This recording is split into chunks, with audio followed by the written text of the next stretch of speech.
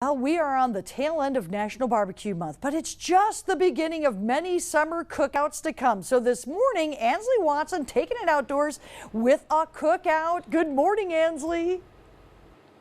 Good morning, Vicki. It is going to be a smoky, saucy, savory morning because we're standing outside of the Wild Blue BBQ food truck. It is going to be a delicious morning since it is National Barbecue Month and we're heading into a holiday weekend. What better than to talk about our love for barbecue food? So in a little while, we'll get to talk to the owner, Scott Stanley. He actually built this truck from scratch, started his business 10 weeks ago. So it'll be a great morning talking to him about how he got started.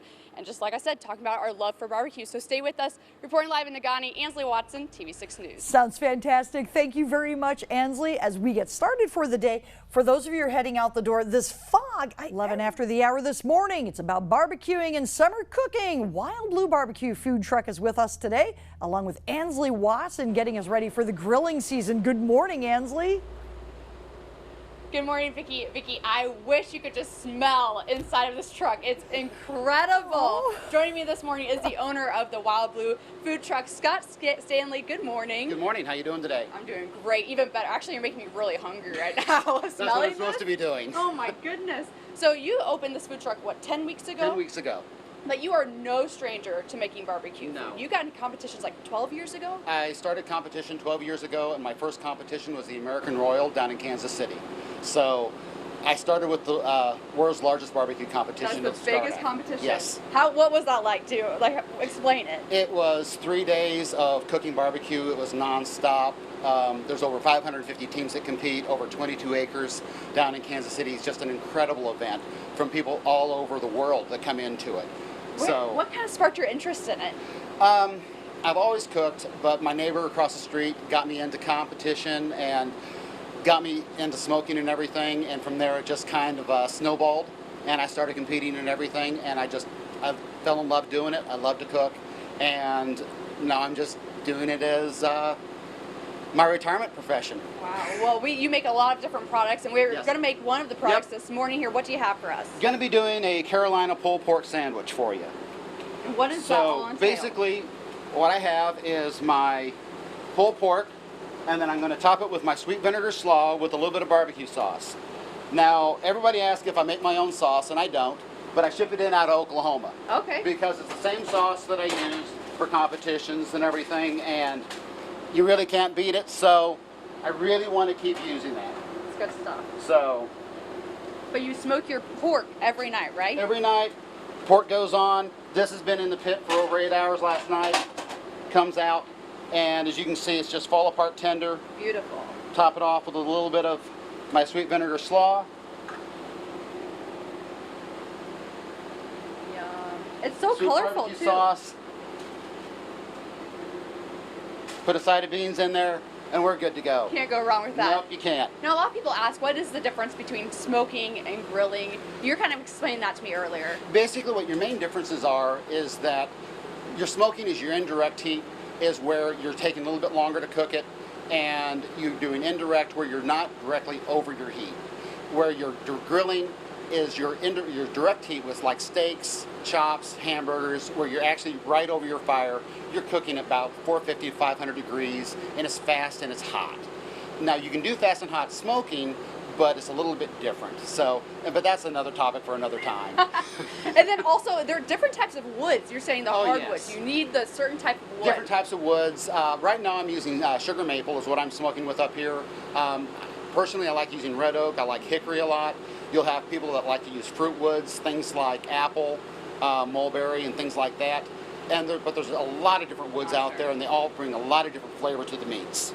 All right, awesome. Well, when we come back, I can't promise you that the sandwich will still be here, but we will still be here, so stay with us. Reporting live in Nagani, Ansley Watson, TV6 News. All right, thank you very much, Ansley. That looks delicious. And Cassie, you had a great way of describing pulled pork and coleslaw. It's like peanut butter and jelly. It goes together so well. Nice. I'm excited to try that. Welcome back. Summer cooking is right around the corner. We're getting some grilling tips before summer gets into full swing this morning with Ansley Watson. She's teaming up with Wild Blue BBQ food truck to tell us more about it. Good morning, Ansley.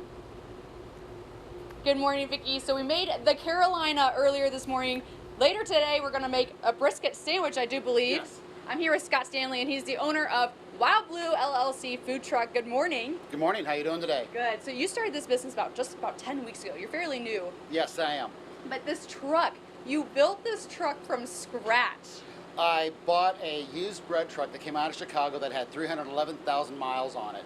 I gutted it and built it up to this. So it was literally, it needed new suspension, needed new radiator and everything on it. So turned around and cleaned it up and it looks turned fantastic. it into a food truck. Yes. And Wild Blue, where did the name come from? It's kind of a play on Wild Blue Smoke, is where whenever you're smoking and you're looking for a light blue wispy smoke coming out of your smoker, you're not looking for any dark white or black smoke coming out of the smoke pit, because when you do, you're basically, your barbecue ends up tasting like a fireplace fire, which isn't very don't fun. want that, No, yeah. not very fun at all. All right, So- well, let's make this brisket Okay. sandwich. It's looking amazing. You're saying the brisket looks on point this morning. The brisket is spot on. It's just fall apart tender. Whenever I cook, I buy what they call full packer briskets. It has the point and the flat all together, and I put it all in there whenever I do up the brisket. I like to chop it. It's just super tender, as you can just see there. We'll throw that on a bun. As you can see, I just love brisket. Oh, man. And you have other sides as well that you put on with your I have meals. cheesy corn, I have my pit beans, and what I'm doing on this one, I'm going to set this one up with the side of my sweet vinegar slaw, which is my mother-in-law's homemade recipe. Really? So You're saying that you were around your mom and grandma growing up while they were cooking. It kind of inspired you a little bit. I did a lot of home-style cooking, and that's a lot of my roots, and I get really comfortable doing that, and I love to cook. Where can people find you around the area? I keep my schedule posted up on Facebook under Wild Blue LLC, and also tomorrow night I'm going to be down at the Ordock at their anniversary event, so come out, check that out, and try some barbecue. Awesome. Well, speaking of just barbecuing tips, what would you like to tell people? Maybe some people might be intimidated to barbecue or grill or smoke meat. Is it intimidating at all? It's nothing intimidating. Okay. It's just taking your time and don't rush, because it's a learning process. Enjoy it, and it's a lot of fun to do. You love it. And earlier we were talking about some of the competitions you were in. I want to talk about that again. Kind of Okay. explain what those competitions are like. It's a lot of camaraderie. It's a huge network of a lot of friends that love to get together. They love to cook, and it's huge potlucks if you really think about it, because they get around and we eat a lot. But it's a lot of fun. You have small contests from anywhere from 20 to 30 teams, all the way up to the American Royal, which has over 550 plus teams. So it's an incredible time to go out, and I really like the ones that are like in the small towns and the Yeah. country parks and everything. You go out and you get to go out and have a great time, so it's like a picnic. You've traveled around to various states too doing this, right?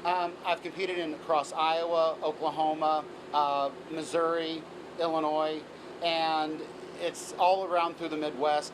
Back in 2012, I won the Iowa State Championship in pork.